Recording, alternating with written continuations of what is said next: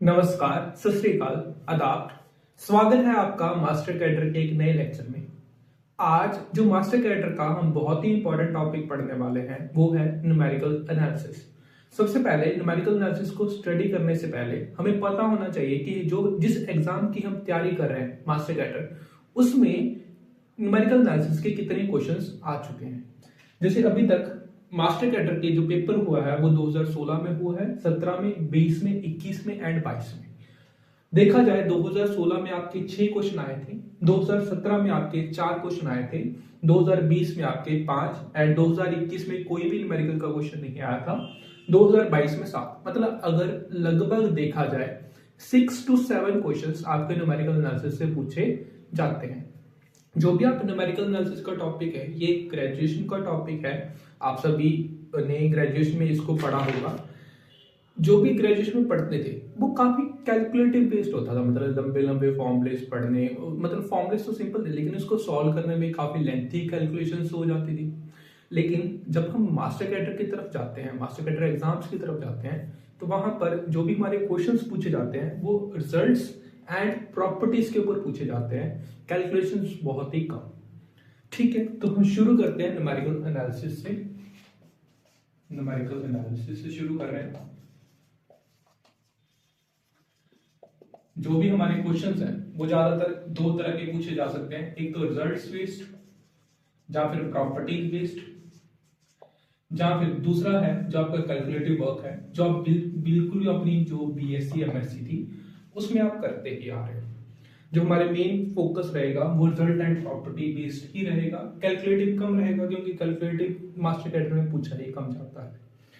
जैसे अब बात अराइज होती है कि मुझे जो भी आपका न्यूमेरिकल एनालिसिस है इसको पढ़ने की जरूरत ही क्या पड़ी। जैसे आप सभी ने डिफरेंशियल इक्वेशन पढ़ा होगा। अगर मैं एक डिफरेंशियल इक्वेशन दूं आपकी dy by dx is equal to x square plus y square, अगर आप इस डिफरेंशियल इक्वेशन को, जो भी आपके यूजुअल मेथड है, अगर आप इसका इंटीग्रेटिव फैक्टर भी ढूंढना चाहो, नहीं मिल पाएगा। ना ही ये इक्वेशन आपकी होमोजीनियस है, ना ही ये लीनियर डिफरेंशियल इक्वेशन है, ना ही ये वेरिएबल सेपरेबल फॉर्म है। मतलब आप इस डिफरेंशियल इक्वेशन का जो भी आपने मेथड्स अभी तक पढ़े उससे आप इसका सोल्यूशन नहीं निकाल पा रहे। तो इसलिए हमारे पास यूज में आता है that is numerical analysis. With the help of numerical analysis we can find an approximate solution. मैं ये नहीं कह रहा कि एग्जैक्ट सोल्यूशन ही मिलेगा, बस हमें एग्जैक्ट मिल भी सकता है, नहीं भी मिल सकता, वो डिपेंड करता है कि क्वेश्चन टू क्वेश्चन वो डिपेंड करता है। अब देखा कि ये डिफरेंशियल इक्वेशन सॉल्व नहीं हो पा रहे। सिमिलरली अगर मैं लीनियर अलजेब्रा का कांसेप्ट लूं that is system of linear equations. System of linear equation क्या थी आपके पास, ax is equal to b। अब इसके सॉल्यूशन ढूंढते थे आप क्या यूज करते थे यूजुअली, या फिर मैट्रिक्स इन्वर्जन मेथड। मगर जो भी आपके सॉल्यूशन है वो किसके बराबर आ जाता था, a इनवर्स b के बराबर आ जाता था। अब जो भी आपने बीएससी एमएससी में पढ़ा उसमें जो भी मैट्रिक्स थी आपकी, जहां फिर वो 3x3 मैक्स या फिर 2x2, कभी भी आपने 4x4 मैट्रिक्स या फिर 5x5 मैट्रिक्स के सिस्टम ऑफ लीनियर इक्वेशंस को सॉल्व नहीं किया, क्योंकि उनके इनवर्सेस निकालने में काफी दिक्कत आती है। इसलिए हमारे पास उन इक्वेशंस को सॉल्व करने में हमारे पास हेल्प में क्या आता है, दैट इज न्यूमेरिकल एनालिसिस। तो अभी तक हमने क्या देखा कि जो आपका न्यूमेरिकल एनालिसिस है वो डिफरेंशियल इक्वेशन में भी हेल्प कर रहा है, लीनियर अलजेब्रा में भी हेल्प कर रहा है, सिमिलरली वो आपका रियल एनालिसिस में भी हेल्प करता है। तो चलिए न्यूमेरिकल एनालिसिस से बिल्कुल फर्स्ट टॉपिक से शुरू करते हैं, that is solution of algebraic and transcendental equation. सबसे पहला टॉपिक डालिए that is solutions of algebraic and transcendental equations.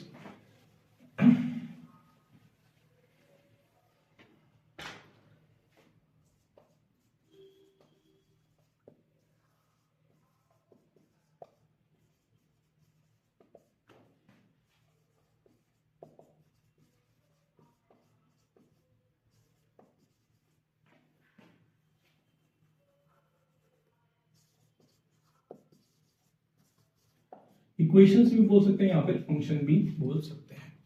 अगर मैं आपकी एक चीज लिखूं that is y is equal to x square plus 1, जब मैं y को दूसरी तरफ ले आऊं तो मेरे पास क्या आएगा, x square plus 1 minus y is equal to 0। अगर मैं इसी को अगर f ऑफ x के by f of x comma y के बराबर रखते हैं, that will be x square plus 1 minus 1। तब ये क्या बना आपका, एक फंक्शन बना कितने वेरिएबल्स में, 2 वेरिएबल्स में, जिसमें यूज क्या हो रहा है, एक्स एंड वाई। ये क्या है आपका फंक्शन है, किसमें, इन 2 वेरिएबल्स। अगर मैं इसी फंक्शन को 0 की तरफ रखा, जैसे एक्स स्क्वायर प्लस 1 जो भी आपका f of x comma y था, इसको अगर मैं 0 के बराबर रखा तो जो मेरे पास आया वो क्या है, इक्वेशन। क्या है वो, इक्वेशन। किसमें, कितने वेरिएबल्स में, 2 वेरिएबल्स में, इक्वेशन इन 2 वेरिएबल्स।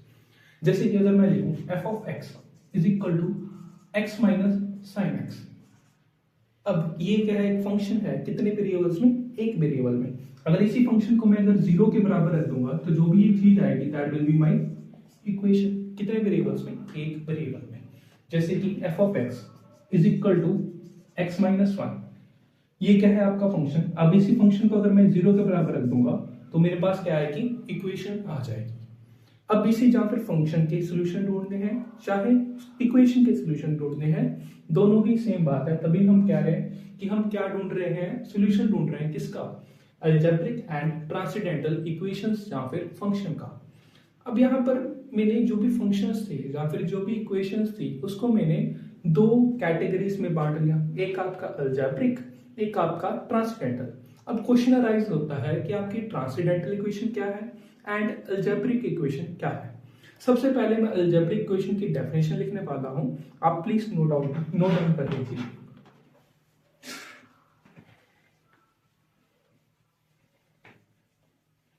देखिए अब हम चेक करते हैं कि आपकी अलजेब्रिक इक्वेशन की डेफिनेशन क्या है।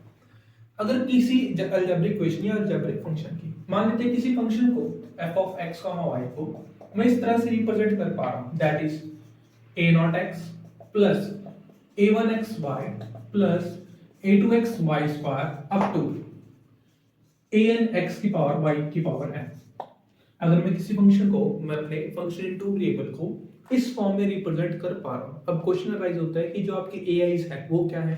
जो आपके ai's है वो है आपके पॉलिनोमियल्स जिसके कोफिशिएंट्स कहां से आ रहे हैं, रैशनल से आ रहे हैं। जो आपके ai's हैं वो क्या है, पॉलिनोमियल्स ओवर क्यू, मतलब पॉलिनोमियल्स है जिसके कोफिशिएंट्स क्या है, रैशनल नंबर है। अगर मैं किसी फंक्शन को इस तरह से रिप्रेजेंट कर पा रहा हूं तो मैं ऐसे फंक्शन को क्या बोलूंगा, अलजेब्रिक फंक्शन। अगर ऐसे रिप्रेजेंट नहीं कर पा रहा तो ऐसे फंक्शन को क्या बोलूंगा, ट्रांसेंडेंटल फंक्शन। कर पा रहा हूं तो this implies this function is algebraic. अगर नहीं कर पा रहा तो ट्रांसेंडेंटल। अब कुछ इसके एग्जांपल्स देख लेते हैं। जैसे मैं कुछ एग्जांपल, दैट इज अगर मैं आपसे पूछूं y is equal to x square plus 1, क्या जो भी ये मैंने इक्वेशन लिखी क्या ये अलजेब्रिक है या नहीं। सबसे पहले इसको फंक्शन की तरह ट्रांसफॉर्म कर लेता हूं, तो आपका ये फंक्शन क्या बनेगा, f of x, y that is minus y minus x square plus 1। अब यहाँ पर ध्यान देने वाली बात ये है कि जो आपका a0x है उसको मैं एक्स स्क्वायर प्लस 1 ले लूं, एंड जो minus of x square plus 1 ले लूं, एंड जो आपका a1x है उसको 1 ले लूं। तो ये जो भी मैंने फंक्शन था इस फॉर्म में रिप्रेजेंट कर पा रहा हूं। तो जो भी आपका इक्वेशन है वो क्या है, अलजेब्रिक इक्वेशन है, एंड जो आपका फंक्शन है वो क्या है, एक अलजेब्रिक फंक्शन है। जैसे नेक्स्ट एग्जांपल देखिए, अगर मेरे पास होता y is equal to x square plus 1 divided by x minus 1। अब चेक करना है क्या जो भी मैंने इक्वेशन लिखी क्या अलजेब्रिक इक्वेशन है भी या नहीं। सबसे पहले इसको फंक्शन की फॉर्म में ट्रांसफॉर्म कर लेता हूं। फंक्शन की फॉर्म में ट्रांसफॉर्म किया तो x माइनस 1 को इस तरफ मल्टीप्लाई किया तो मेरे पास क्या आएगा, y into x minus 1 is equal to x square plus 1। तो यहाँ पर क्या आएगा, x square plus 1 minus of y minus x is equal to 0, and is equal to 0 को मुझे फंक्शन बनाने के लिए किसके बराबर रख दूं, f ऑफ x, y के बराबर रख दूं। अब ध्यान देने वाली बात ये है कि जो भी मैंने फंक्शन लिखा वो इसी प्रकार का है। वो कैसे, a0x के लिए क्या काम कर रहा है, एक्स स्क्वायर प्लस 1, एंड जो आपका a1x है उसके लिए क्या काम कर रहा है, minus of x minus 1। And जो भी आपके ai's हैं जिसके क्या है, ये पॉलिनोमियल्स हैं जिसके कोफिशिएंट्स क्या क्या आ रहे हैं, कहां से आ रहे हैं, रैशनल से आ रहे हैं। इसलिए जो भी मैंने ये इक्वेशन लिखी वो क्या है, एक अलजेब्रिक इक्वेशन है, एंड ये फंक्शन क्या है आपका, अलजेब्रिक फंक्शन है। जैसे कुछ नेक्स्ट एग्जांपल देख लेते हैं, third example, that is y is equal to square root of x plus 1 divided by, मान लेते हैं आपके पास है x माइनस 3। अब चेक करते हैं क्या जो भी ये इक्वेशन है क्या ये अलजेब्रिक इक्वेशन है भी या नहीं। वही काम जैसे यहाँ पर किया था, x माइनस 1 को इस तरफ ले आया, सिमिलर काम x माइनस 3 को यहाँ पर ले आया, x minus 3 into y is equal to square root of x plus 1। अगर कोई ये सोच रहा है कि अगर मैं इसको माइनस 1 रख के इसको मैं f ऑफ x को y रख दूं तो ये अलजेब्रिक बन गया, नहीं, क्योंकि जो आपका square root of x plus 1 है, जो भी ये चीज लिखी, ये आपका पॉलिनोमियल नहीं है। पॉलिनोमियल किस टाइप के होते हैं, a not x, sorry a not plus a1x plus a2x square plus an x की पावर n, उसमें कभी भी रूट x वगैरह नहीं आता। मतलब जो भी आप काम कर रहे हो वो गलत है। तो करना क्या है, square root of x plus 1 था, ये आपके पास था, x माइनस 3 को इस तरफ ले आए, तो x minus 3 into y is equal to square root of x plus 1। अगर मैं 1 को इस तरफ ले आऊं मेरे पास आएगा क्या, x minus 3 into y minus 1 is equal to square root of x। मतलब मुझे स्क्वायर रूट को खत्म करना पड़ेगा, तो दोनों तरफ क्या कर देता हूं, स्क्वायरिंग कर देता हूं। मेरे पास आएगा क्या, x minus 3 into y minus 1 का होल स्क्वायर माइनस x, मतलब इज इक्वल टू x और इज इक्वल टू x आएगा। तो मेरा फंक्शन बनेगा क्या, f ऑफ x y, क्या बनेगा ये x minus 3 into y minus 1 का होल स्क्वायर माइनस x। अब ध्यान देने वाली बात ये है कि जो भी आपने ये फंक्शन लिखा वो इसी टाइप का है, मतलब जो भी ये इक्वेशन है, जो भी ये इक्वेशन है वो क्या है, आपकी अलजेब्रिक इक्वेशन है। तो यहां से एक चीज रियलाइज कर पा रहा हूं कि अगर मेरे पास y इज इक्वल टू कुछ x की पावर m प्लस x की पावर n डिवाइडेड बाय, या फिर प्लस 1 कुछ भी होता, नीचे भी कुछ ना कुछ होता है, x की पावर a प्लस x की पावर b, अगर m n a b आपके क्या है, रैशनल से आ रहे हैं, जैसे यहाँ पर स्क्वायर रूट ऑफ x था, अगर m n a b आपके रैशनल से आ रहे हैं तो ये आपका जो भी ये फंक्शन है वो आपका पक्का अलजेब्रिक होगा ही होगा। क्लियर है ये बात। जैसे अगर आपसे पूछूं y is equal to x की पावर 1/2 प्लस x की पावर 1/3 डिवाइडेड बाय x की पावर 1/6, क्या है ये आपका क्या है, एक अलजेब्रिक फंक्शन है, क्योंकि अलजेब्रिक इक्वेशन है, क्योंकि आप इसको पावर्स करके, इसके हायर पावर्स करके इसको इस फॉर्म में ट्रांसफॉर्म कर सकते हो। आई थिंक सभी को अलजेब्रिक इक्वेशन या फिर अलजेब्रिक फंक्शन क्या होता है ये बात क्लियर हो चुकी होगी। अब कुछ ट्रांसेंडेंटल इक्वेशंस की भी बातें कर लेते हैं।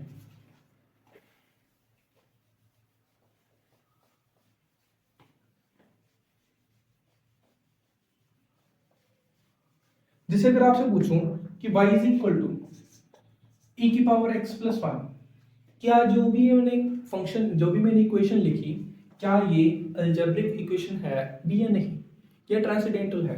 आपको क्या पता है ये किसके बराबर है, मैं इसको फंक्शन की फॉर्म में ट्रांसफॉर्म करूं तो मेरे पास क्या आएगा, y माइनस e की पावर x माइनस 1। अब आपको क्या पता है, मैं एक्सपोनेंशियल को, मतलब e की पावर x को एज अ पॉलिनोमियल्स एक्सप्रेस कर पाता हूं, लेकिन जो भी पॉलिनोमियल एक्सप्रेस करता हूं उसकी डिग्री इनफाइनाइट होती है, 1 plus x square by 2 factorial plus x cube by 3 factorial, ये चलता जाता है, कभी रुकता नहीं है। मतलब वो पॉलिनोमियल्स की तरफ एक्सप्रेस कर पा रहा हूं, लेकिन वो एग्जैक्ट पॉलिनोमियल नहीं है, क्योंकि आपका e की पावर x है वो एग्जैक्ट पॉलिनोमियल नहीं है, मतलब इसको एग्जैक्टली मैं पॉलिनोमियल्स की फॉर्म में नहीं लिख पा रहा। तो मतलब एग्जैक्टली मतलब ये पॉलिनोमियल नहीं है, एग्जैक्टली ये एक पॉलिनोमियल नहीं है। तो जो भी ये मैंने फंक्शन लिखा ये क्या है, आपका ट्रांसेंडेंटल फंक्शन है, इसलिए जो भी आपकी ये इक्वेशन है वो क्या है, ट्रांसेंडेंटल इक्वेशन है। जैसे कि अगर आपको ध्यान देने, मतलब आपको मेमोराइज हो रहा होगा कि अगर किसी फंक्शन में sin x आ गया, या फिर cos x आ गया, या फिर log x आ गया, या फिर क्या आ गया आपके पास e की पावर x आ गया, या फिर sin हाइपरबोलिक x आ गया, आपको क्या पता है ये सारे के सारे आपके पॉलिनोमियल्स नहीं है, ये सारे के सारे आपके पॉलिनोमियल्स नहीं है। जैसे कि आपके पास एक फंक्शन आ जाए f of x y is equal to sin x plus y square plus 1, तो जो भी एक फंक्शन है ये क्या है, आपका ट्रांसेंडेंटल फंक्शन है, ये आपका अलजेब्रिक फंक्शन नहीं है। आई थिंक सभी को अलजेब्रिक फंक्शन क्या होते हैं एंड ट्रांसेंडेंटल फंक्शन क्या होते हैं ये क्लियर हो चुका होगा। एक एग्जांपल और देख लेते हैं। y is equal to 1/x plus 1/x square. आप सभी इसको ट्राई कर सकते हो, चेक कर सकते हो क्या ये अलजेब्रिक है या नहीं है। जैसे अभी मैं करवा सकता हूँ, जैसे कि x को यहाँ से रैशनलाइज किया तो आपके पास क्या आएगा, y is equal to x plus 1 divided by x square, क्योंकि x स्क्वायर x, तो x plus 1 divided by x square. तो इसी प्रकार का बन गया। तो आपका क्या पता चला, जो ये मैंने लिखा था y is equal to 1 by x plus 1 by x square, ये क्या है आपका अलजेब्रिक फंक्शन है। अगर मैं यहाँ पर लिखूं y is equal to sin x minus e की पावर x, क्या है ये ट्रांसेंडेंटल फंक्शन है। जैसे अगर मैं लिखूं y is equal to, sorry transcendental equation है, y is equal to x minus sin x, क्योंकि यहाँ पर sin x आ गया तो ये भी क्या है, ट्रांसेंडेंटल इक्वेशन है। जैसे x y is equal to x plus log x, क्या है ये, एक ट्रांसेंडेंटल इक्वेशन है। आई थिंक सब ठीक है। आई थिंक अब सभी को क्या अलजेब्रिक, जो भी आपके अलजेब्रिक फंक्शन क्या होते हैं, अलजेब्रिक इक्वेशन क्या होती है, ट्रांसेंडेंटल इक्वेशन क्या होती है, ये पता चल गया होगा। अब जो भी हमारे पास इक्वेशन है, जो भी आपके पास इक्वेशन है या फिर फंक्शन है, उसके क्या ढूंढने हैं, मुझे सॉल्यूशंस ढूंढने हैं। आगे जो भी मैं बातें करूंगा वो इन जनरल फंक्शंस के ऊपर ही करूंगा। ऐसा नहीं है कि मैं पर्टिकुलर अलजेब्रिक फंक्शन या फिर ट्रांसेंडेंटल फंक्शंस के ऊपर बातें कर रहा हूं। वो इन जनरल ट्रांसेंडेंटल के लिए भी ट्रू होंगी एंड अलजेब्रिक के लिए भी ट्रू होंगी। ठीक है, तो बात आती है, वही वापस आ जाते हैं कि सॉल्यूशंस ऑफ फंक्शन। मुझे फंक्शन, कोई फंक्शन दे रखा है, मुझे उसके क्या ढूंढने हैं, सॉल्यूशंस ढूंढने हैं। जैसे अगर आपके पास दिया हो ax plus b is equal to 0, अगर आपसे कोई बोल दिया जाए कि इसका सॉल्यूशन बता दो, आप इजीली बता सकते हो वो क्या आएगा, x is equal to minus B by A. This implies x is equal to minus B by A. अगर आपसे पूछ लिया जाए कि ax square plus bx plus c is equal to 0 के सॉल्यूशंस बता दो, तो यहां से मेरी x की वैल्यू क्या आएगी, minus b plus minus square root of b square minus 4ac by 2a। मतलब अगर मैं ये दोनों ले रहा हूं तो ये मुझे डायरेक्ट मेथड पता है, कि डायरेक्ट मेथड मुझे पता है, मैं इन दोनों इक्वेशंस के क्या बता सकता हूँ, सॉल्यूशंस बता सकता हूँ। मान लेते हैं अगर आपके पास क्यूबिक इक्वेशन आ जाती, जहां फिर 4 डिग्री की इक्वेशन आ जाती, 4 डिग्री का पॉलिनोमियल आ जाता, 3 क्यूबिक पॉलिनोमियल आ जाती, तो उसके रूट्स निकालना, उसके सॉल्यूशंस निकालना थोड़ा मुश्किल हो जाता। जैसे अगर आपसे पूछूं कि आपके पास है x cube minus 5x plus 1 is equal to 0, अगर मैं आपसे पूछूं इस क्यूबिक पॉलिनोमियल के मुझे सॉल्यूशंस बता दो, आप इंटरवल लेके चलोगे कि क्या 1 डाला, 1 आने पे ये 0 नहीं आ रहा, -1 भी इसका सॉल्यूशन नहीं आ रहा। मतलब अगर आप बेसिक मैथ से चलोगे तो इसके सॉल्यूशन नहीं ढूंढ पा रहे जनरल मेथड से, जो भी आप करोगे। तो इसको सॉल्व करने के लिए हमारे पास क्या काम में आता है, दैट इज आइटरेटिव मेथड, जिससे हम एग्जैक्ट सॉल्यूशन तक भी पहुंच सकते हैं, क्या पता अप्रोक्सीमेट सॉल्यूशन भी पहुंच सकते हैं। तो किसका यूज करते हैं हम, आइटरेटिव मेथड्स का यूज करते हैं। जैसे अगर आपसे पूछ लिया जाए कि आपके पास, मुझे बता दो e की power x is equal to sin x plus 1, इसके सॉल्यूशन बता दो कि कौन कौन सी वैल्यूज पे इसके सॉल्यूशंस आ रहे हैं। अब ऐसे ढूंढ पाना बहुत ही टफ काम है, तो इसलिए क्या यूज आते हैं हमारे पास इन इक्वेशंस को सॉल्व करने के लिए, क्या काम आता है, दैट इज आइटरेटिव मेथड्स काम आते हैं। जैसे x is equal to sine x, ये तो चलो इजीली कर सकते हो। इन सभी इक्वेशंस को सॉल्व करने के लिए क्या काम आता है, आइटरेटिव मेथड या फिर न्यूमेरिकल मेथड्स। आइटरेटिव मेथड में हम सबसे पहले पढ़ने वाले हैं दैट इज बाइसेक्शन मेथड। सबसे पहले क्या पढ़ने वाले हैं, बाइसेक्शन मेथड।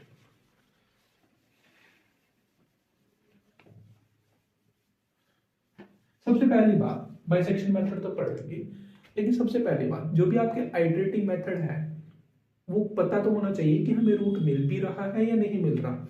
आइटरेटिव मेथड कब एप्लीकेबल है, जैसे हम पढ़ेंगे दैट इज बाइसेक्शन मेथड पढ़ेंगे, इसके बाद हम रेगुलर फाल्सी मेथड पढ़ेंगे, इसके बाद हम रेगुलर फाल्सी मेथड पढ़ेंगे, इसके बाद हम सेकंड मेथड भी पढ़ेंगे, इसके बाद हम सेकंड मेथड भी पढ़ेंगे, इसके बाद हम न्यूटन रैप्सन मेथड भी पढ़ेंगे,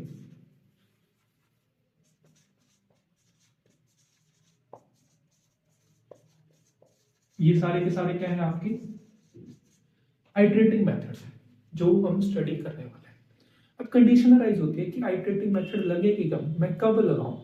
मान लेते हैं एफ आपके पास एक फंक्शन है, एफ आपके पास एक क्या है, फंक्शन है।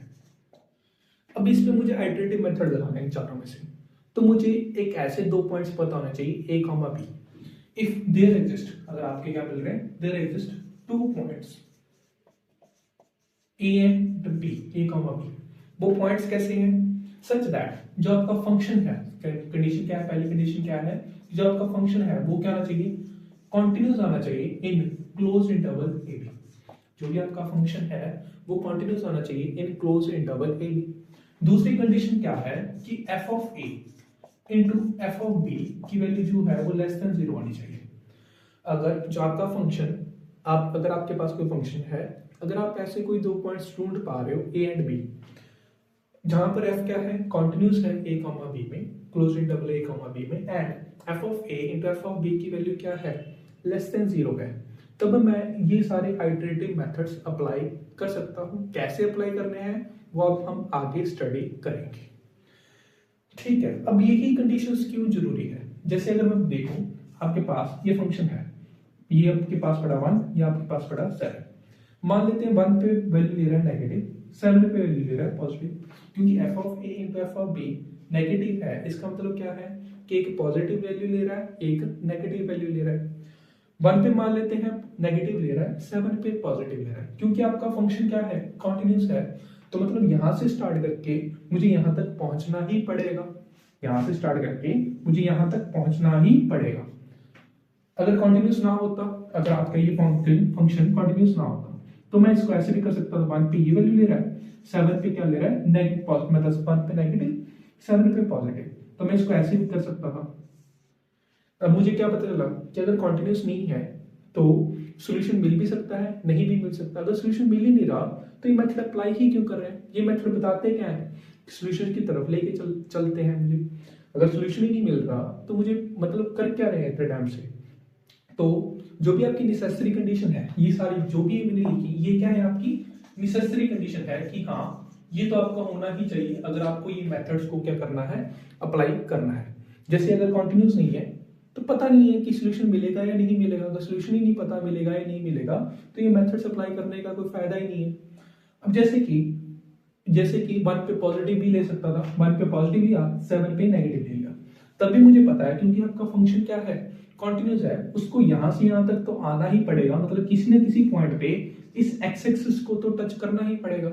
जब भी एक्स एक्सिस को टच किया वो आपका क्या बन जाएगा, वही क्या बन जाएगा, आपका एग्जैक्ट रूट बन जाएगा उस फंक्शन का, और इसी फंक्शन के रूट को हम कैलकुलेट करेंगे। ठीक है, जैसे अगर मैं कंडीशन यहीं पर भी चेंज कर दूं, जैसे f of a into f of b क्या है आपका, ग्रेटर देन 0 आ रहा है, तो आपका फंक्शन ऐसे भी हो सकता है ना, 1 से लेकर 7, मतलब 1 पे पॉजिटिव, 7 पे पॉजिटिव, मतलब ऐसे क्या पता रूट आए ही ना, इस इक्वेशन का जो भी आप फंक्शन का सॉल्यूशन ढूंढ रहे हो वो मिले ही ना। तो जो भी मेरी कंडीशंस लिखी, एफ कोई फंक्शन है, अगर आपको कोई दो पॉइंट्स मिल रहे हैं a and b, such that f आपका क्या है, कॉन्टिन्यूस है ए कॉमा बी में, close interval a comma b में, and f of a into f of b की वैल्यू क्या है, लेस देन 0 है, तो मुझे क्या पता है कि मुझे इस इंटरवल में पक्का एक सॉल्यूशन मिलेगा ही मिलेगा। देन मुझे क्या मिलेगा, there exist a solution, there exist C, मुझे क्या मिलेगा, एक सी मिलेगा, किसमें, क्लोज इंटरवल या फिर ओपन इंटरवल ए बी में, सच दैट एफ ऑफ सी की वैल्यू क्या आ रही होगी, 0 आ रही होगी। और इसी सी को क्या करना है, मुझे फाइंड करना है, जिसके लिए मैं ये मेथड्स लगाने वाला हूं। क्लियर है। काफी बार क्या होता है कि जो भी आपका क्वेश्चन है वो इंटरवल्स पे ही पूछा जाता है, जैसे मास्टर कैडर में प्रीवियस ईयर देखोगे आप, इंटरवल्स पे ही डायरेक्टली क्वेश्चन पूछ रखा है। जैसे कि क्वेश्चन ये आया था, in which of the following intervals, जैसे in which of the following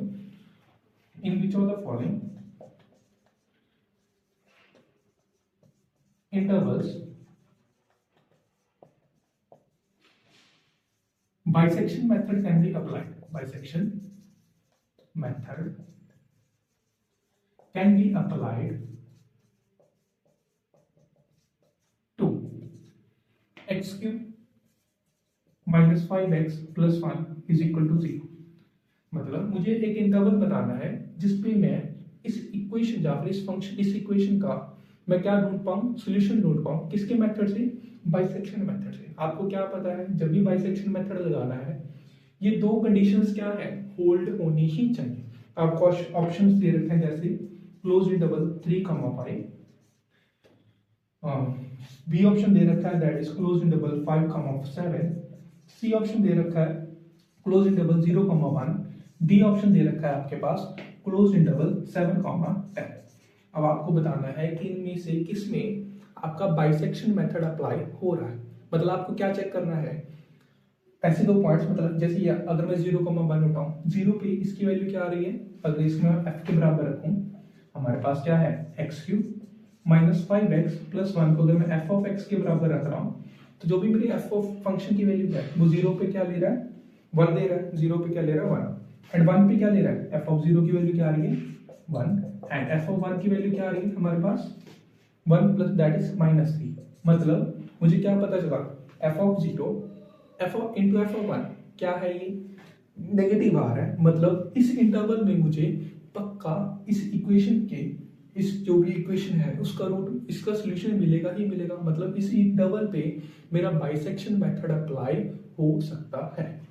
तो आपका करेक्ट ऑप्शन कौन सा हो जाएगा, सी ऑप्शन करेक्ट हो जाएगा। हाँ, देखिए नेक्स्ट अब बात करते हैं कि आपका बाइसेक्शन मेथड क्या है। आई थिंक आप सभी को ये मेथड्स कब अप्लाई हो सकते हैं ये पता चला होगा। कब अप्लाई होते हैं, सबसे पहले आपका फंक्शन कॉन्टिन्यूस होना चाहिए, second f of a into f of b की वैल्यू लेस देन 0 होनी चाहिए। अगर ऐसा हो रहा है तो मुझे इस इंटरवल में पक्का इस फंक्शन का एक सोल्यूशन मिल ही जाएगा। एंड ऐसे क्वेश्चन आपके मास्टर लेटर एग्जाम्स में डायरेक्टली पूछे गए हैं, आप PYQs देख सकते हो। ठीक है, ये दोनों कंडीशंस नेसेसरी हैं। अब देख लेते हैं कि बाइसेक्शन मेथड है क्या।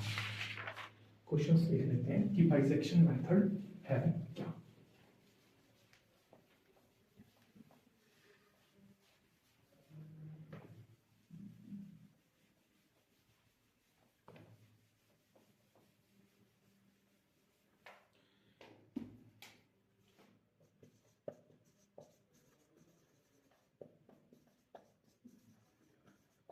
मान लेते हैं मेरे पास वही फंक्शन ले लेते हैं दैट इज x³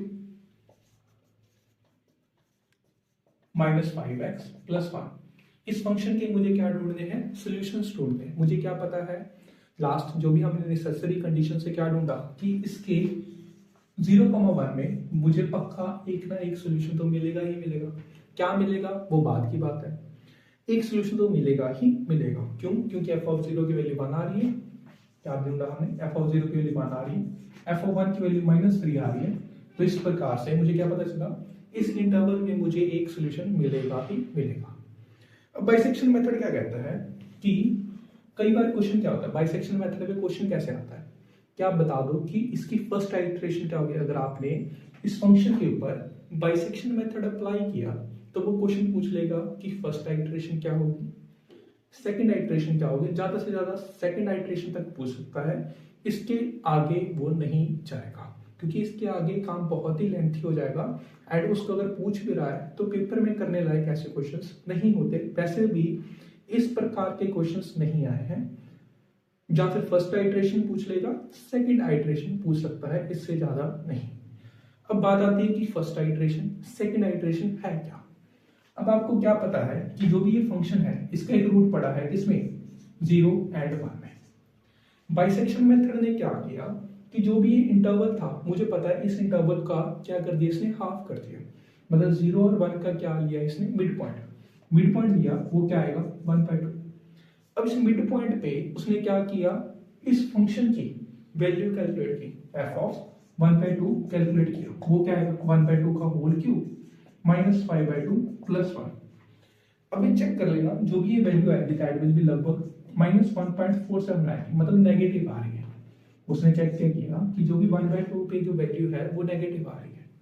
अब उसने देखा कि जो मेरा दोबारा से अगर मैं बाइसेक्शन मेथड अप्लाई करना चाहूँ वो किस पर एप्लीकेबल है।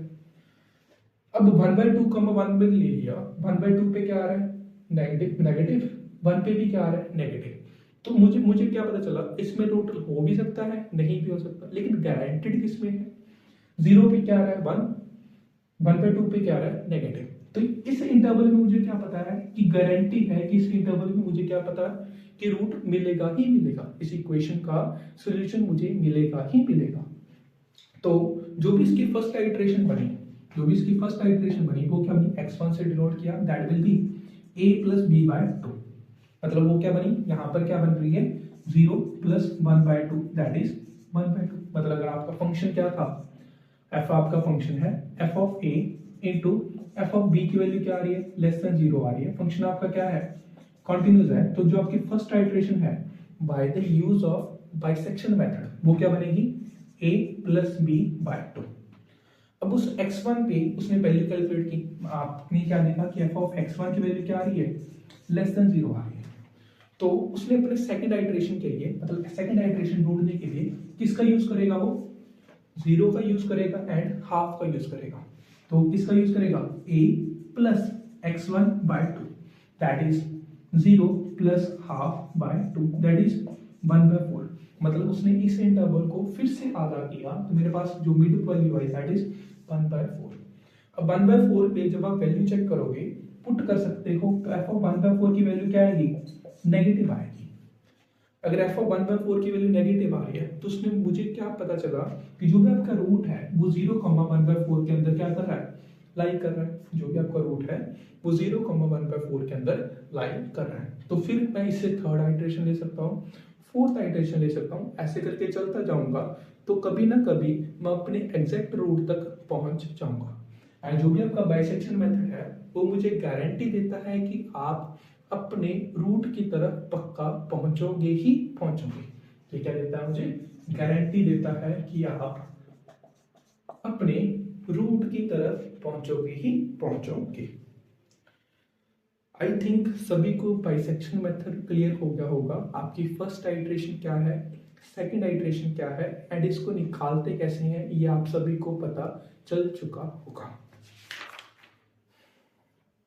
ठीक है, कुछ नहीं है, आपने एक इंटरवल ढूंढना है, 0,1 आपने इंटरवल ढूंढा, जहां फिर आपको गिवन होगा 0,a,b इंटरवल गिवन होगा। आपको उसका मिड पॉइंट लेना है x1 a + b/2, ये आपकी फर्स्ट आइटरेशन हो जाएगी।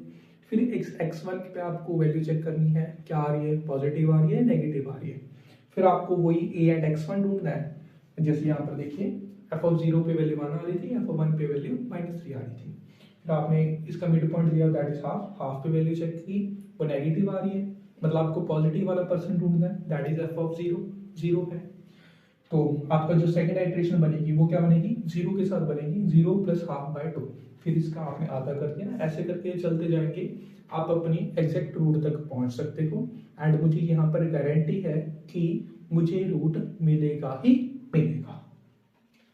ठीक है, बाइसेक्शन मेथड आई थिंक सभी को क्लियर हो गया होगा।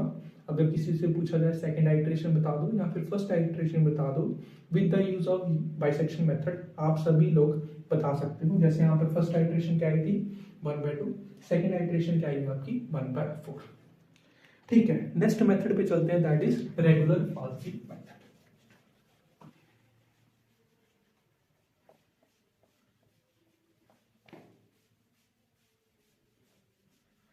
नेक्स्ट है आपका रेगुलर फॉल्सी मेथड।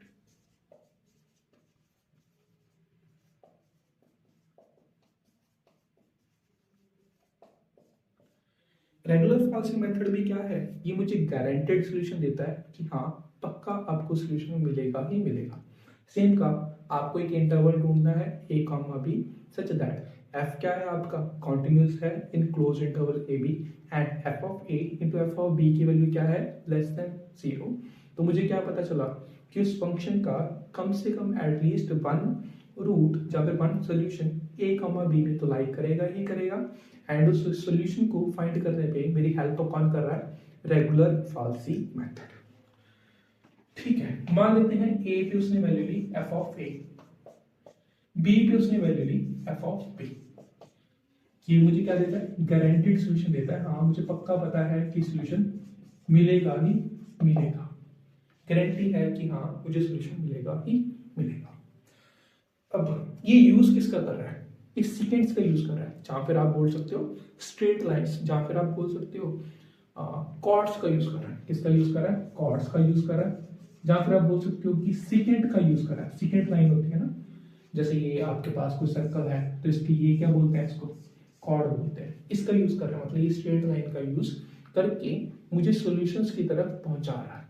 जैसे मैं इसको ग्राफिकली देखूं तो मेरे पास क्या है, अगर मैं इसको ग्राफिकली देखूं, मान लेते हैं ये आपका क्या है, फंक्शन है, ऐसे करके उसका ग्राफ है।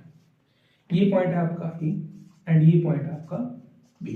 ए पे वैल्यू ले रहा है f of a and b पे वैल्यू क्या ले रहा है, एफ ऑफ बी।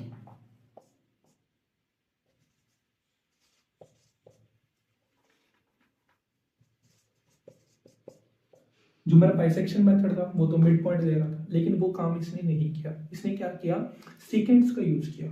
वो कहता कि ए और बी को, इस ए पॉइंट को, मतलब इस पॉइंट को एंड इस पॉइंट को ज्वाइन करने वाली जो लाइन होगी, इस पॉइंट को एंड इस पॉइंट को जो ज्वाइन करने वाली क्या होगी, आपकी लाइन होगी, वो कभी ना कभी किसी पॉइंट पे किसको कट कर रही होगी, एक्स एक्सिस को कट कर रही होगी।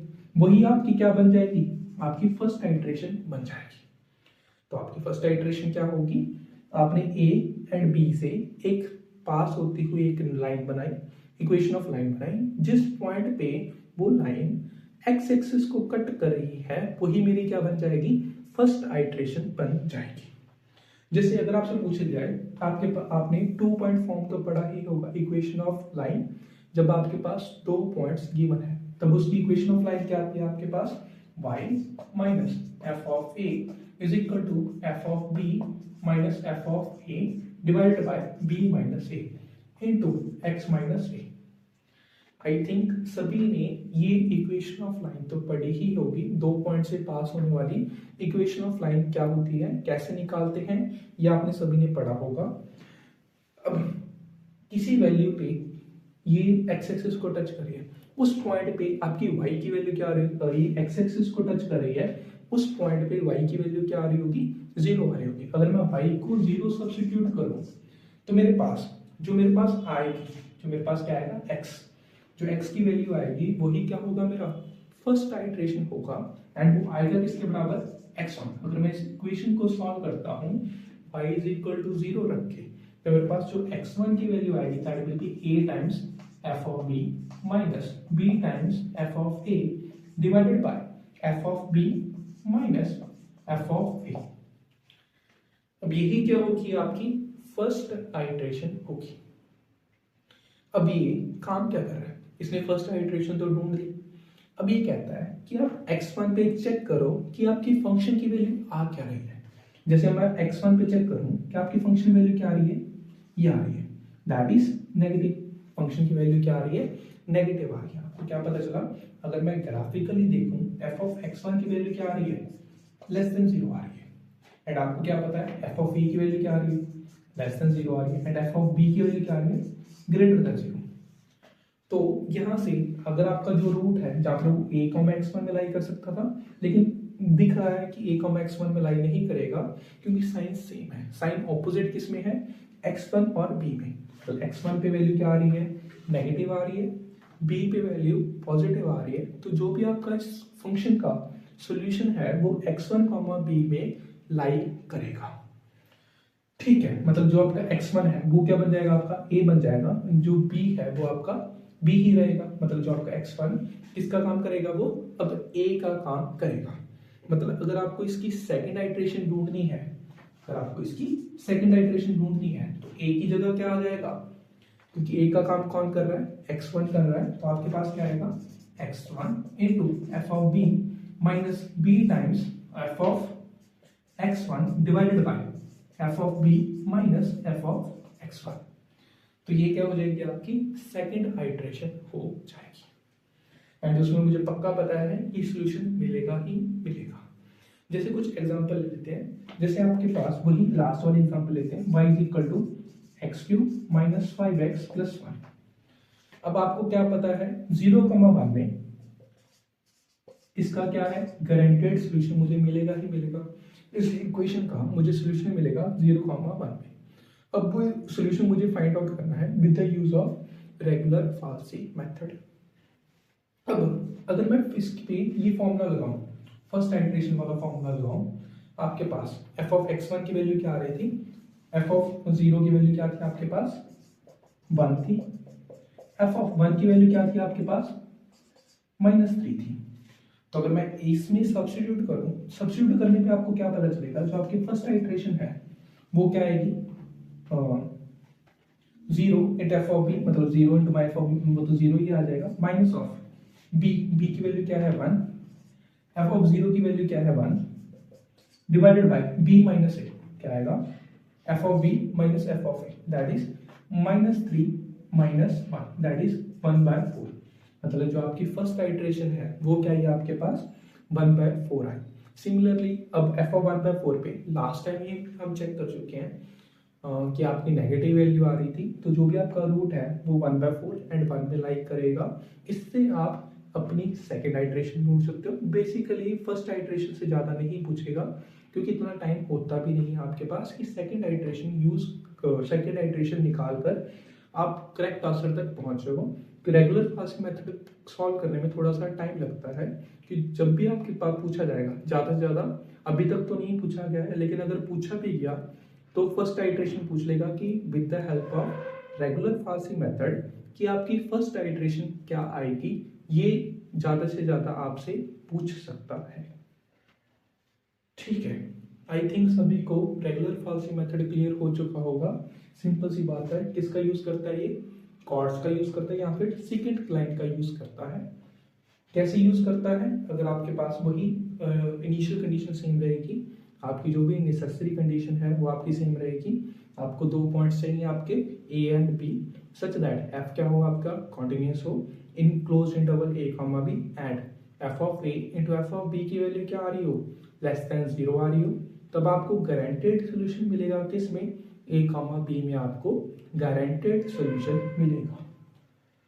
ठीक है, जैसे यहाँ पर देखा कि अगर आपके पास ये फंक्शन का ग्राफ है, ए पे वैल्यू क्या ले रहा है, नेगेटिव ले रहा है, बी पे वैल्यू क्या ले रहा है, पॉजिटिव ले रहा है, तो कैसे यूज करता है ये, ए इस पॉइंट, दोनों पॉइंट्स को ज्वाइन करते होने वाली आपकी लाइन ड्रॉ करना, जिस पॉइंट पे ये एक्स एक्सिस को कट करेगा वो आपकी क्या बन जाएगी, फर्स्ट आइटरेशन बन जाएगी।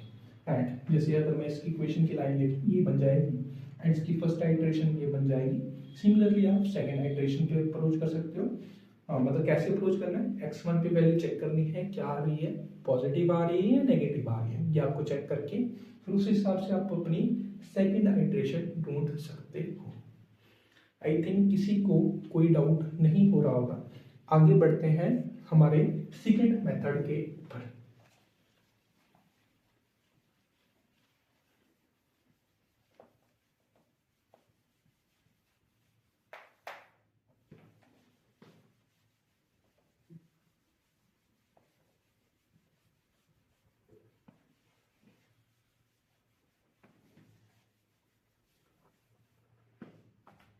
देखिए सेकंड मेथड क्या कहता है,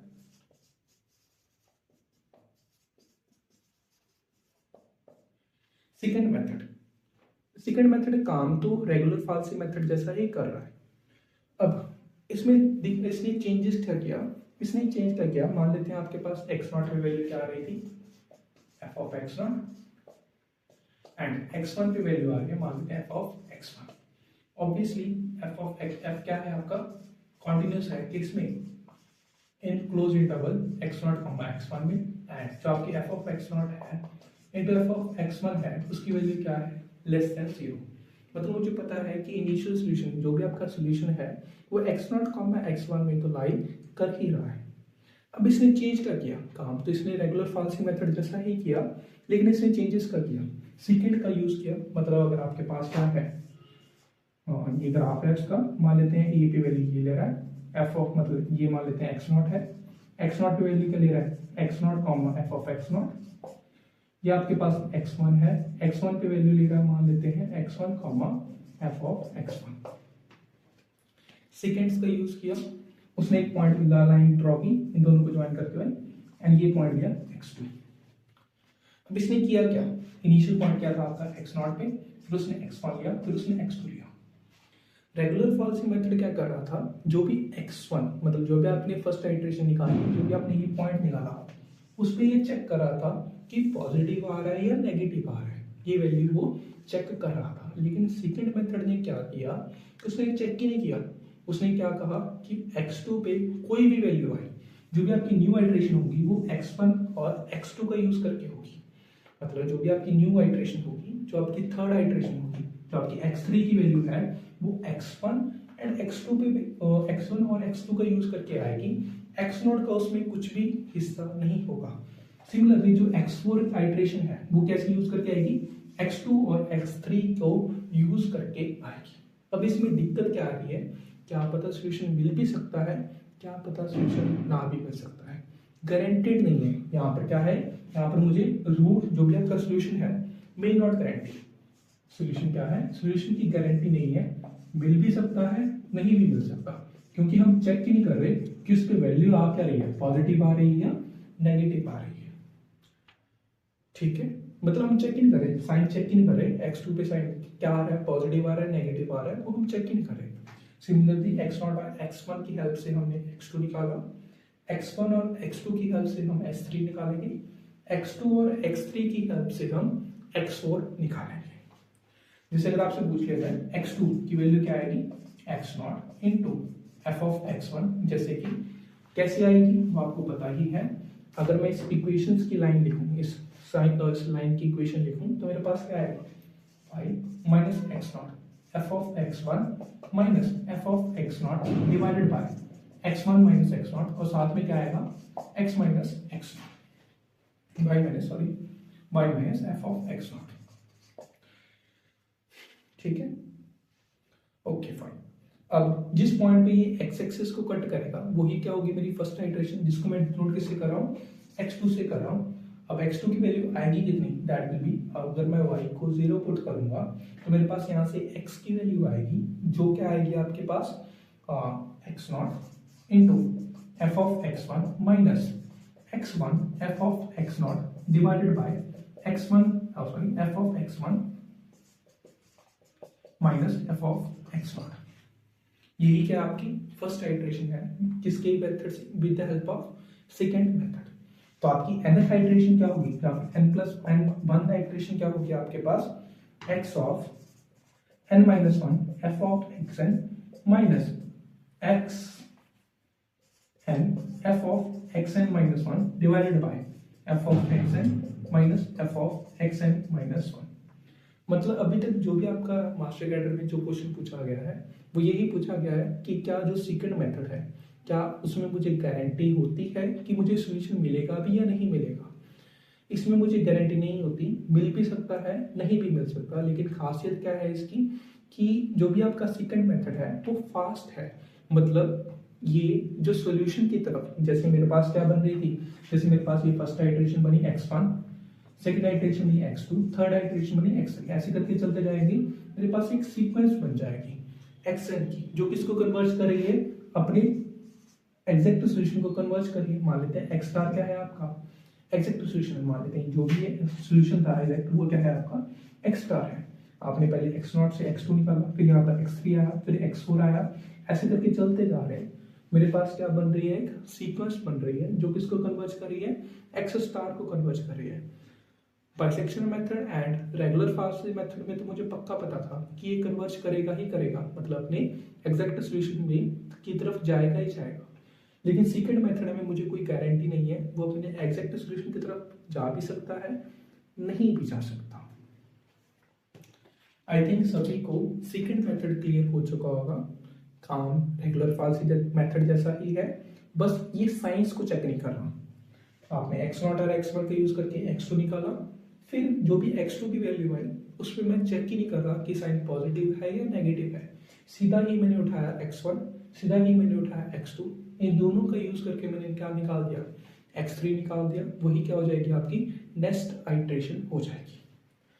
ये आपका फॉर्मूला है x2 फर्स्ट आइट्रेशन निकालने का, या आपका nth आइट्रेशन निकालने का, ये आपका फॉर्मूला है। ठीक है, ठीक है। अभी तक हमने बाइसेक्शन मेथड पढ़ लिया, रेगुलर फाल्सी मेथड पढ़ लिया एंड सेकंड मेथड पढ़ लिया। अब जो मेथड पढ़ने वाले हैं that is Newton Raphson method. Newton Raphson method आपके जो मास्टर कैडर का सिलेबस है उसमें बहुत ही स्पेशली मेंशन किया हुआ है एंड इस पे डायरेक्टली क्वेश्चन पूछा जाता है। तो चलिए शुरू करते हैं। Newton Raphson method, Newton Raphson method. इस मेथड का कुछ एक और नाम भी है जिसको हम मेथड ऑफ टेंजेंट्स भी बोल देते हैं। क्यों बोलते हैं? क्योंकि ये जो आपका मेथड है वो टेंजेंट्स की हेल्प लेकर अपने एग्जैक्ट रूट की तरफ बढ़ता है। इसको और क्या बोल देते हैं? Method of tangents. ठीक है, अब ये काम कैसे करता है? जैसे मान लेते हैं आपके पास ये ग्राफ है, किसी फंक्शन का ये ग्राफ है। अब ये काम क्या करेगा? ये क्या है आपका एग्जैक्ट रूट, मान लेते हैं वो जाई है। जाई क्या है आपका एग्जैक्ट रूट है। अब न्यूटन रैप्सन मेथड की हेल्प से मैं ये जाई निकालना चाहता हूं कि ये आएगा क्या। अब करेंगे क्या, हमने एक अप्रोक्सीमेट सॉल्यूशन लिया, मान लेते हैं ए, मतलब इस रूट के बहुत ही आसपास हमने एक वैल्यू ली ए एंड उस पॉइंट पे मैंने क्या निकाला? डेरिवेटिव निकाला। मान लेते हैं ये पॉइंट था ए। अब यहाँ पर जो भी ये फंक्शन आएगा ये पॉइंट का ले रहा है, वैल्यू का ले रहा है एफ ऑफ ए एंड क्योंकि नाम ही क्या है न्यूटन रैप्सन मेथड, किसका यूज कर रहा है? टेंजेंट्स का यूज कर रहा है। अब जो भी ये सिंगल पॉइंट पे मैंने क्या निकाला, इस पॉइंट पे मैंने क्या निकाली? टेंजेंट की इक्वेशन निकाली। इस पॉइंट पे मैंने क्या निकाली? टेंजेंट की इक्वेशन निकाली। जो आपकी टेंजेंट लाइन है वो इस प्रकार से दिखेगी। टेंजेंट की आपको पता है, टेंजेंट की निकालने के लिए आपके पास सिंगल पॉइंट है। अगर आपको स्लोप पता चल जाए, इस पॉइंट पे क्या पता चल जाए? स्लोप पता चल जाए, तो मैं इस टेंजेंट लाइन की इक्वेशन लिख सकता हूँ। एंड जो आपको स्लोप है वो किससे पता चलेगी? With the help of derivatives. मतलब जो कि आपका फंक्शन है ये क्या होना चाहिए? डिफरेंशिएबल होना चाहिए, ताकि मैं न्यूटन रैप्सन मेथड को अप्लाई कर पाऊँ। जो भी आपका फंक्शन है वो क्या होना चाहिए? डिफरेंशिएबल होना चाहिए। अब इस पॉइंट पे मैंने क्या निकाली? डेरिवेटिव की वैल्यू निकाली। मान लेते हैं वो डेरिवेटिव की वैल्यू क्या आई? एफ डैश ए। मान लेते हैं इनिशियल पॉइंट एक्स नॉट मान लेते हैं, एक की जगह क्या मान लेते हैं? X not. इजी हो जाएगा। एक्स नॉट आपका इनिशियल पॉइंट है, तो क्या आएगा? X not comma F of x not and derivative की वैल्यू क्या आएगी? F dash x not. तो अगर मैं इस स्ट्रेट लाइन की इक्वेशन पूछूं वो आपको क्या आएगी? क्या आएगी वो? y minus f of x not is equal to f dash x not into x minus x not. अब आपको क्या पता है, जो आपकी फर्स्ट आइट्रेशन होगी वो क्या होगी? जो ये टेंजेंट लाइन एक्स एक्सिस को जहां पर कट कर रही है वही आपकी क्या बन जाएगी? फर्स्ट आइट्रेशन बन जाएगी। तो आपका x1 क्या होगा? जब वो एक्स एक्सिस को कट कर रहा है, एक्स एक्सिस को कट कर रहा है मतलब y की वैल्यू क्या आ रही है? 0 आ रही है। अगर मैं y is equal to 0 substitute करता हूं मेरे पास क्या आएगा? 0 minus f of x not is equal to f dash x not x minus x not. अब यहां से x1, क्योंकि जो भी पॉइंट है ये क्या है? आपकी फर्स्ट आइट्रेशन है। अब x1 की वैल्यू क्या आएगी आपके पास? इसको अगर मैं सॉल्व करूंगा x1 की वैल्यू क्या आएगी? x1 is equal to x not minus f of x not divided by f dash x not. ये आपका क्या है? फर्स्ट आइट्रेशन है with the help of Newton Raphson method. ये क्या है? आपकी फर्स्ट आइट्रेशन है। किसका यूज करके? न्यूटन रैप्सन मेथड का यूज करके। तो आपकी n+1 iteration, in general iteration क्या बनेगी? xn+1, मतलब n की 1 की जगह क्या आ गया? n+1 जगह आ गया। 0 की जगह क्या आएगा? xn आएगा and minus f of xn divided by f dash xn। ये आपका क्या बन जाएगा? जनरल आइट्रेटिव फॉर्मूला बन जाएगा। किसका? With the help of Newton Raphson method. क्या है? General iterative formula with the help of Newton Raphson method. ठीक है, अब ये काम कैसे कर रहा है? इस पॉइंट पे मैंने मैंने इनिशियल पॉइंट लिया x नॉट, उस पॉइंट पे मैंने डेरिवेटिव लिया और टेंजेंट लाइन बनाई। जिस पॉइंट पे कट कर रहा है वो मेरा क्या बन गया? फर्स्ट आइट्रेशन बन गया। अब x1 पे क्या निकालूंगा? वही इस डेरिवेटिव की वैल्यू निकालूंगा इस पॉइंट पे मैं क्या निकालूंगा, टेंजेंट लाइन बनाऊंगा, एंड जिस पॉइंट पे इस फंक्शन को काटेगा, मतलब जो एक्स एक्सिस को काटेगा, वही आपकी क्या बन जाएगी, नेक्स्ट रेडिएशन बन जाएगी। ऐसे करके x0, फिर x1, फिर x2, ऐसे करके यहाँ पर फिर इस पॉइंट पे मैं इस पॉइंट पे मैं टेंजेंट की इक्वेशन बनाऊंगा, एंड ऐसे करते करते जाते जाते जो भी मेरा x0, x1, xn है, ये किसकी तरफ कन्वर्ज करेगा, अपने एक्चुअल रूट की तरफ कन्वर्ज कर जाएगा। अब यहाँ पर गारंटी नहीं है, न्यूटन-रैप्सन मेथड में आपकी गारंटी नहीं है कि ये अपने एक्चुअल रूट को कन्वर्ज करेगा या नहीं करेगा।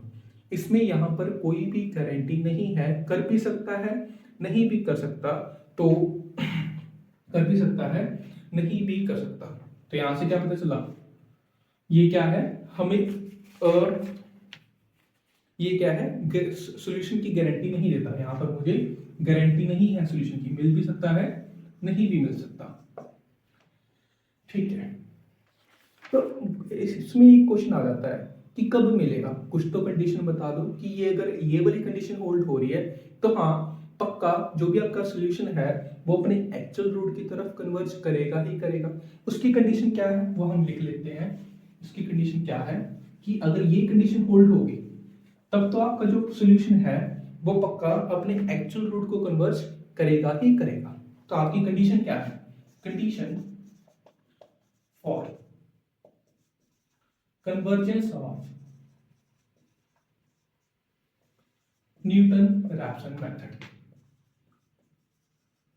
वो क्या है आपके पास, f of x into f double dash x का mod less then f dash x का होल स्क्वायर। अगर ये होल्ड हो रहा है तब मैं क्या कहूंगा कि जो आपका न्यूटन-रैप्सन मेथड है वो f डैश x का होल स्क्वायर, जो आपका न्यूटन-रैप्सन मेथड है x0 के लिए वो पक्का कन्वर्ज करेगा ही करेगा। अगर ये कंडीशन होल्ड हो रही है तो मैं डायरेक्टली बोल सकता हूं कि हाँ जो आपका न्यूटन-रैप्सन मेथड है वो अपने एक्चुअल रूट की तरफ कन्वर्ज करेगा। एक तो कंडीशन ये बन गई, सीधा सीधा पूछ लेगा, मास्टर कैडर में ऑलरेडी पूछा भी जा चुका है कि कंडीशन बता दो कि न्यूटन-रैप्सन मेथड कन्वर्ज कब करेगा। एंड ये ऐसा नहीं, गारंटी नहीं है, कन्वर्ज कर भी सकता है, नहीं भी कर सकता। अगर ऐसा हो रहा है तो पक्का कन्वर्ज करेगा ही करेगा। दूसरे क्वेश्चन किस पे आ जाते हैं, आइटरेटिव फॉर्मूलास के ऊपर आ जाते हैं। मतलब आपको फंक्शन दे दिया जाएगा और पूछ लिया जाएगा कि फर्स्ट का जनरल आइटरेटिव फॉर्मूला क्या होगा with the help of Newton-Raphson method. उस पे हम फोकस कर लेते हैं। जैसे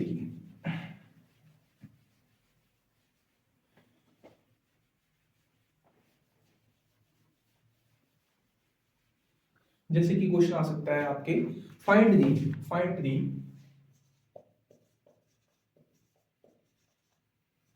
स्क्वायर रूट ऑफ n। आपको क्या फाइंड करना है, n का क्या फाइंड करना है, स्क्वायर रूट फाइंड करना है। फॉर अस जैसे कि for finding the square root of n, जहां पे क्वेश्चन आया find the square root of n, जहां पे for finding the square root of n, the iterative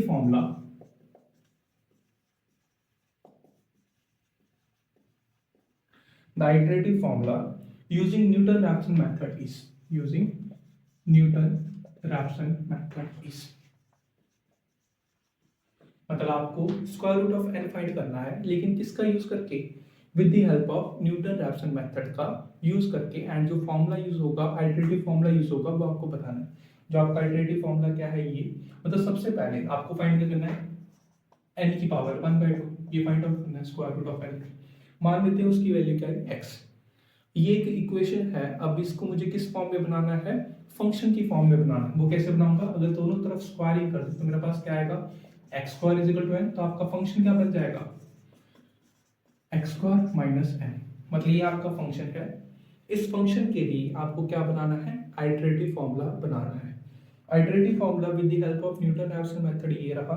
तो आपके पास xn प्लस 1 की वैल्यू क्या आएगी, xn minus f of xn, वो क्या आएगा, xn square minus n divided by f dash. इसका डेरिवेटिव क्या आएगा, 2x आएगा, दैट इज 2xn, 2xn। क्या क्या आपकी डेरिवेटिव की वैल्यू क्या है, 2x है। अब x की जगह सिर्फ क्या पुट करना है, आपको xn ही पुट करना है। तो आपका ये क्या बन जाएगा, आइटरेटिव फॉर्मूला बन जाएगा with the help of Newton-Raphson method. Next question क्या आ सकता है कि पूछ लेगा for finding the cube root. आपको क्या फाइंड आउट करना है, क्यूब रूट फाइंड करना है किसका, एन का, with the help of Newton Raphson method. काम वही चलेगा, अब एन की जगह क्या आ जाएगा, एक्स की वैल्यू क्या आ जाएगी, 3 आ जाएगी।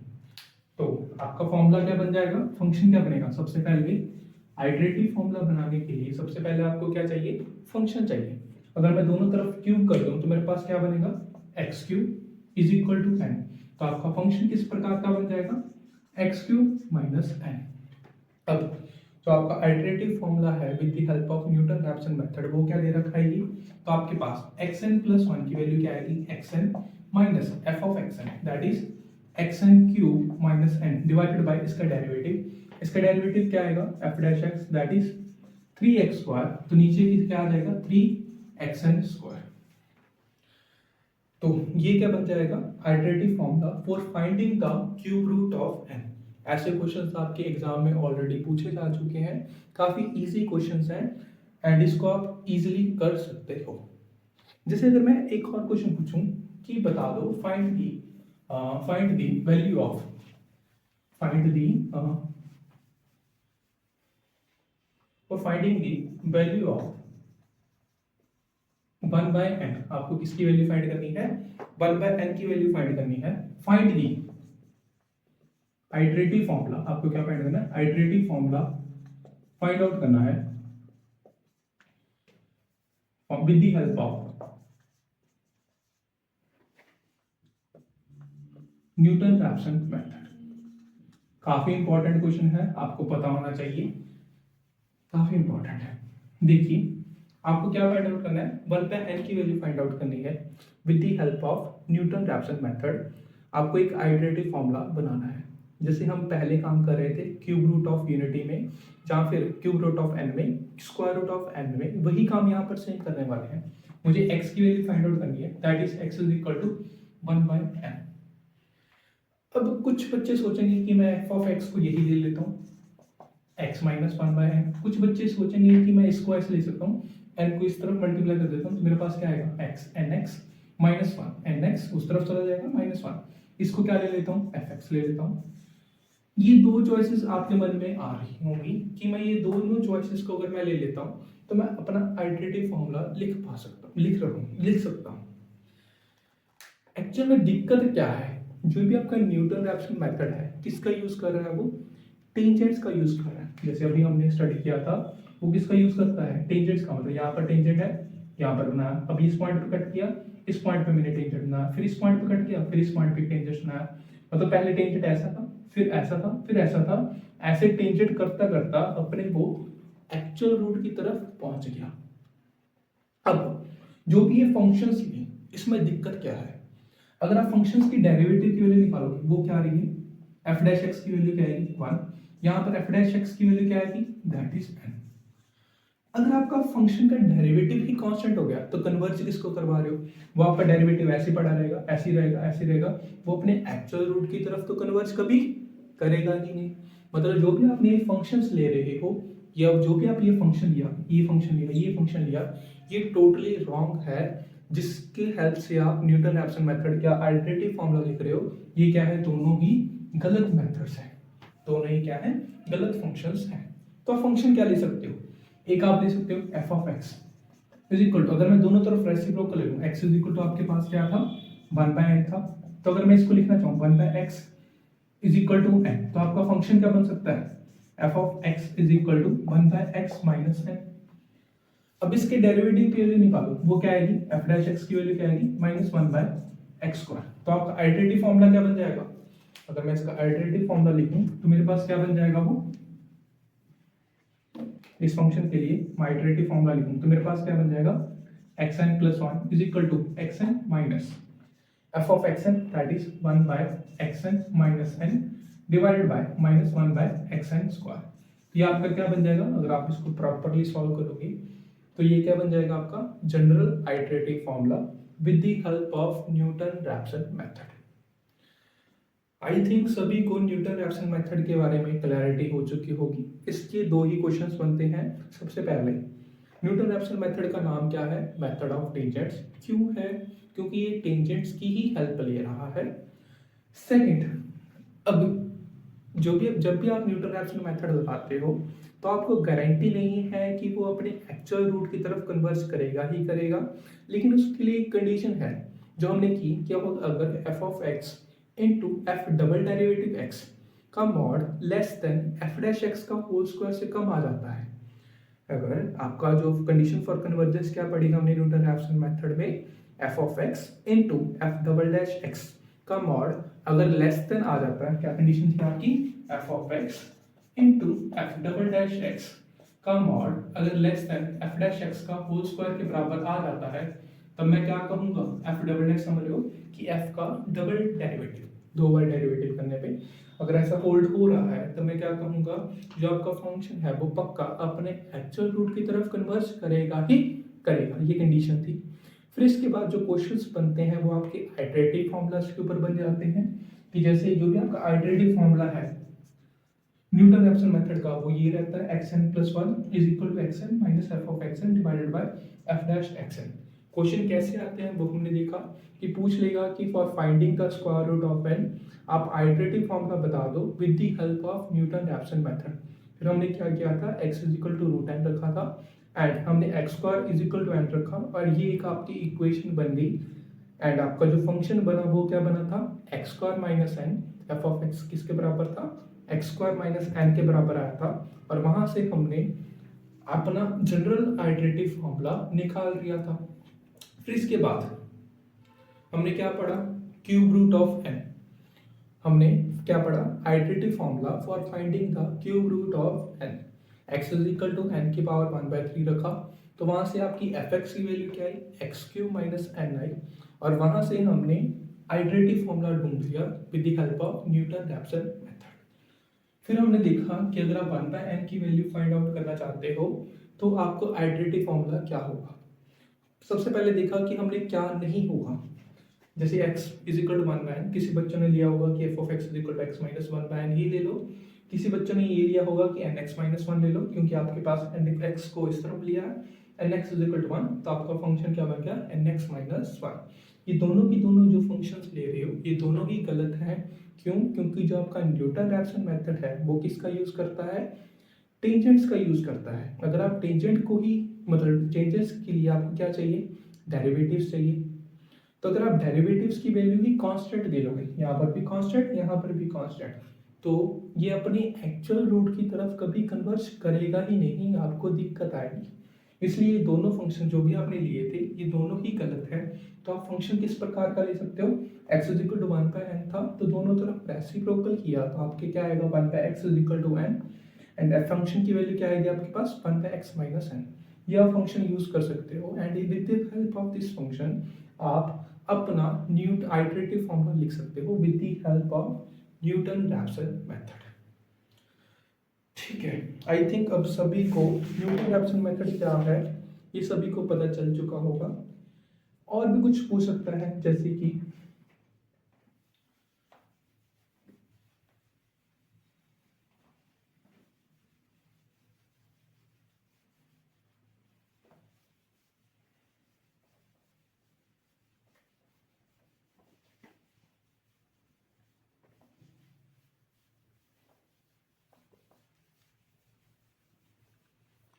ठीक है, जैसे क्वेश्चन पूछ लेगा कि मान लेते हैं आपके एफ एक्स की वैल्यू क्या थी, आपके पास है x square minus 3x plus 1।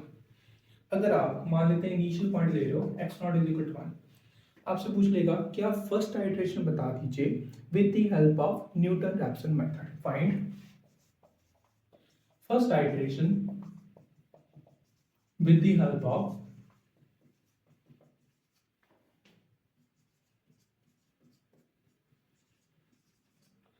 Newton Raphson method. तो न्यूटन रैप्सन मेथड की हेल्प से आपको फर्स्ट आइटरेशन बतानी है। आपको क्या पता है जो फर्स्ट आइटरेशन है x नॉट वो किसके बराबर आती है, x not minus f of x not divided by f dash x not. अब यहां से f डेरिवेटिव की वैल्यू क्या आएगी, f डैश x की वैल्यू क्या आएगी 2x minus 3 and f dash क्योंकि आप इनिशियल पॉइंट 1 ले रहे हो तो वो वैल्यू क्या आएगी 2 minus 3 that is -1 and f of 1 की वैल्यू क्या आएगी 1 -3 + 1, वो भी क्या आएगी -1। तो आपकी जो फर्स्ट आइटरेशन है वो क्या बन जाएगी x1, इनिशियल पॉइंट क्या है आपका 1, माइनस क्या आएगा ऊपर -1 divided by -1 is equal to 0। तो आपकी फर्स्ट आइटरेशन क्या बनेगी 0 बन जाएगी। ऐसे करके आप इजीली इस क्वेश्चन को सॉल्व कर सकते हो। जो अभी तक जो भी हमने पढ़ा क्या सभी को क्लियर है? अभी तक हमने बाइसेक्शन मेथड पढ़ा, फिर हमने रेगुलर फॉल्सिंग मेथड पढ़ा, फिर हमने सेकंड मेथड पढ़ा एंड फिर हमने न्यूटन रैप्सन मेथड पढ़ा। क्या पढ़ा हमने? Bisection method and regular falsi method में मुझे गारंटी होती है कि मुझे अपना सॉल्यूशन मिलेगा ही मिलेगा। लेकिन अगर सेकंड मेथड की बात करूं या फिर न्यूटन रैप्सन मेथड की बात करूं, मुझे गारंटी नहीं है कि मुझे सॉल्यूशन एग्जैक्ट सॉल्यूशन मिलेगा ही मिलेगा। इसकी मुझे कोई भी गारंटी नहीं है।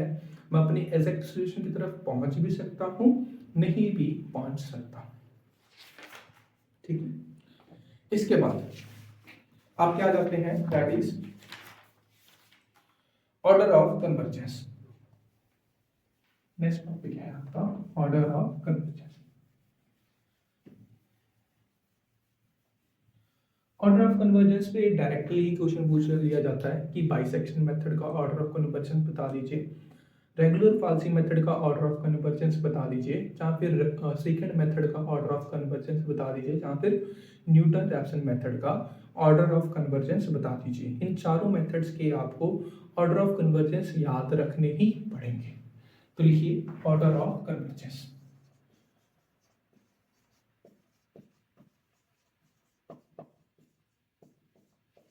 सबसे पहले है हमारा bisection method.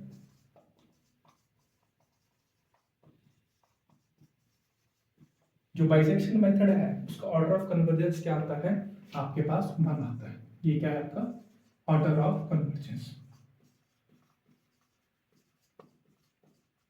Order of convergence होता है कि कितनी फास्ट जो आपका जो फॉर्मूला बनाया है, जो आपने आइटरेटिव फॉर्मूला बनाया वो कितनी फास्ट अपने एग्जैक्ट सॉल्यूशन की तरफ बढ़ रहा है, उसी को हम क्या कहते हैं ऑर्डर ऑफ कन्वर्जेंस।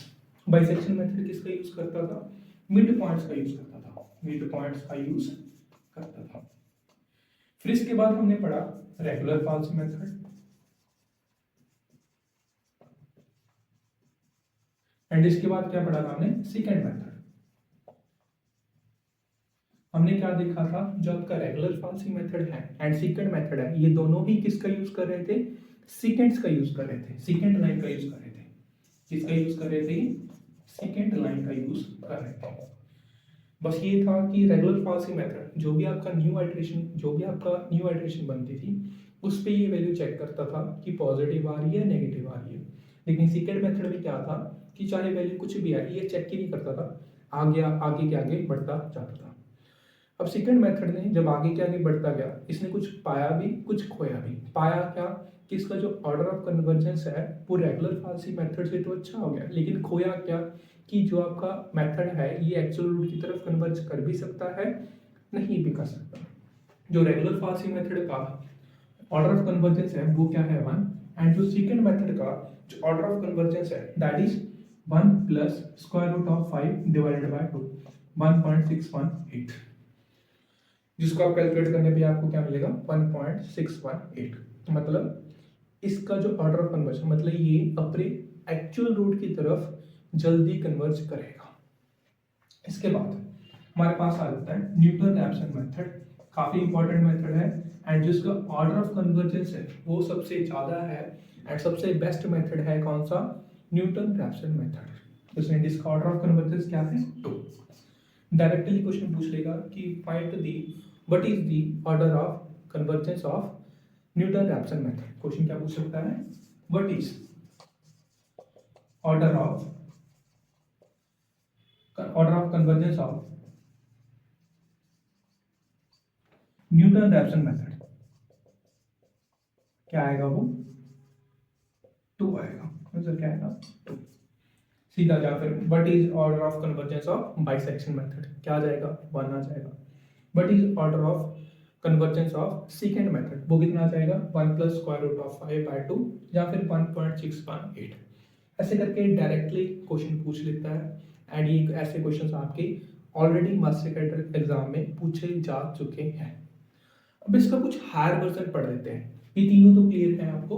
अब न्यूटन रैप्सन मेथड का कुछ हायर वर्जन पढ़ लेते हैं। क्या पता इस बार जो आपका 2025 में एग्जाम होने वाला है, क्या पता उसमें कुछ एडवांस ही पूछ ले। है तो बेसिक्स है, लेकिन आपको पता होना चाहिए। जैसे क्वेश्चन क्या पूछ लेगा, क्वेश्चन देखिए, आपको क्वेश्चन की विद द हेल्प ऑफ आपको पता चलेगा।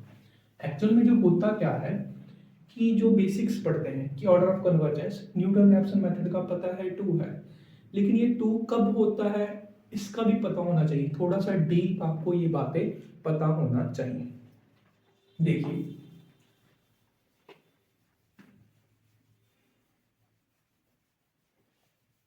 एक्चुअल में होता क्या है कि जब आपका न्यूटन रैप्सन मेथड है, अगर इन जनरल पूछे कि न्यूटन रैप्सन मेथड का ऑर्डर बता दो, तब तो आएगा 2।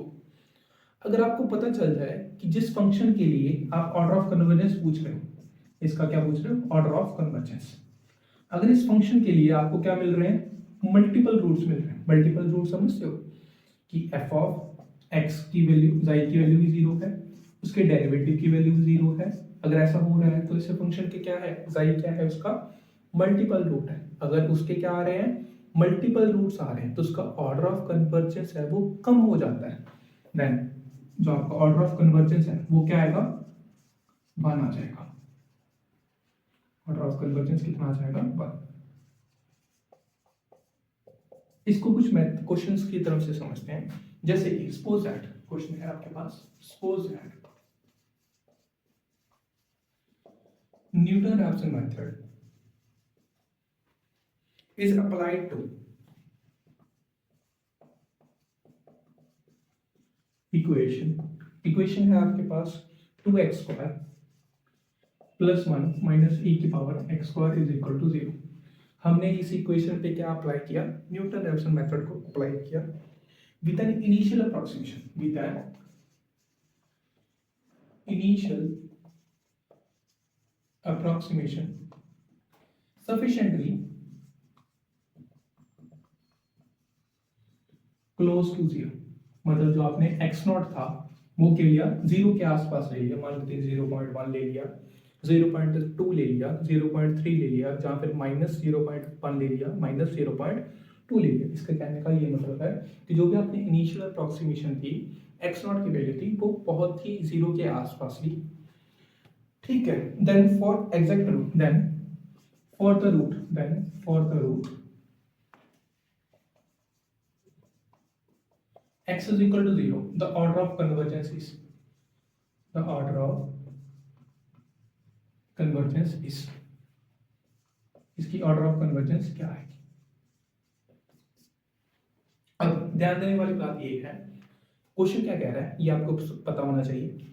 आपने इस इक्वेशन पे क्या लगाया, न्यूटन रैप्सन मेथड, इससे ये इक्वेशन थी, इस पे क्या अप्लाई किया, न्यूटन रैप्सन मेथड को अप्लाई किया।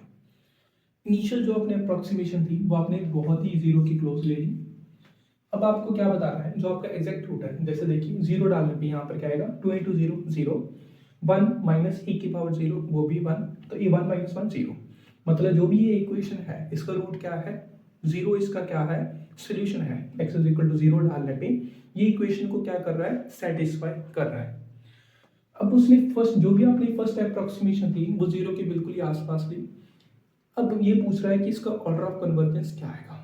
अब ध्यान देने वाली बात है कि आपका फंक्शन बनेगा क्या, जो भी आपका फंक्शन है, जो भी आपका ये फंक्शन है वो क्या बनेगा, जो भी आपका ये फंक्शन है वो क्या बनेगा, f of x is equal to 2x² plus 1 minus e की पावर x²। अगर मैं इसके डेरिवेटिव की वैल्यू निकालूं वो क्या आएगी, f x की वैल्यू 4x, 1 का डेरिवेटिव 0 हो जाएगा, तो साथ में क्या आएगा e की पावर x² इंटू 2x, ये क्या आएगा इसका डेरिवेटिव। अब ध्यान देने वाली बात, f' 0 की वैल्यू क्या आ रही है, 0 - 0 0 भी आ रही है। मतलब जो मेरा 0 है वो इसका क्या है, मल्टीपल रूट है। 0 इसका क्या है, मल्टीपल रूट है। एंड जब भी मल्टीपल रूट आता है तो उसका ऑर्डर ऑफ कन्वर्जेंस क्या बन जाएगा, 1 बन जाएगा। एस जो 0 है वो क्या है, इस मल्टीपल रूट, क्या है ये, मल्टीपल रूट है of equation 2x² plus 1 minus e की power x² is equal to 0। इस इक्वेशन का क्या है, 0, मल्टीपल रूट है। दिस इंप्लाइज जो ऑर्डर ऑफ कन्वर्जेंस है वो क्या आएगा, 1 आएगा, ना कि 2 आएगा। वैसे तो हम क्या पढ़ते आ रहे हैं कि न्यूटन-रैप्सन मेथड का जो भी ऑर्डर ऑफ कन्वर्जेंस है वो क्या होता है 2।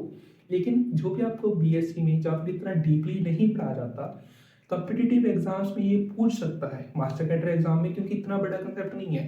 ये मास्टर कैडर एग्जाम में पूछ सकता है कि हाँ इस इक्वेशन का ऑर्डर ऑफ कन्वर्जेंस बता दो, क्योंकि बच्चे क्या करते हैं रट के चले जाते हैं कि हाँ order of convergence Newton-Raphson method का 2, लेकिन वो कब है जब उसके मल्टीपल रूट्स नहीं है। जब भी मल्टीपल रूट्स आएंगे तब उसका ऑर्डर ऑफ कन्वर्जेंस क्या आएगा 1।